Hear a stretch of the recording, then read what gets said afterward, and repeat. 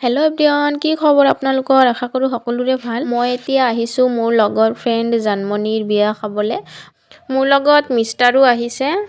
মই আমাৰ ষ্টাফৰ লগতে আহিব খুজিছিলোঁ, কিন্তু সিহঁতৰ বহুত দেৰি হ'ব বুলি, সন্ধিয়া হ'ব বুলি মিষ্টাৰক লগত লৈ আহিলোঁ। বাবুকো লৈ আনিব খুজিছিলোঁ, কিন্তু তাৰ আকৌ গাটো অলপ বেয়া, জ্বৰ হৈ আছে, চৰ্দি জ্বৰ, সেইকাৰণে থৈ আহিলোঁ।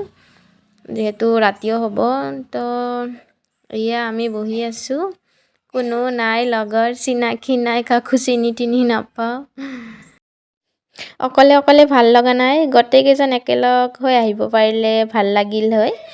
বহি বহি অকলে অকলে লগৰকেইটাক মিছ কৰি আছিলোঁ বহুত।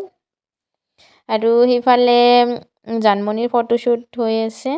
আৰু আমাৰ সকলো ছোৱালীৰে এটাই সপোন থাকে, নিজৰ বিয়াত সেই স্পেচিয়েল দিনটো অলপমান ভালকৈ ফটো চটো তুলিম বুলি, কিন্তু সেইখিনি আৰু নোৱাৰি ঘৰৰ মানুহবোৰৰ কাৰণে। অলপমান বাহিৰত ওলাই আহিলেই ফটোশ্বুটৰ কাৰণেই ঘৰৰ মানুহবোৰে পুৰা গালি পাৰি থাকে মাহঁতে।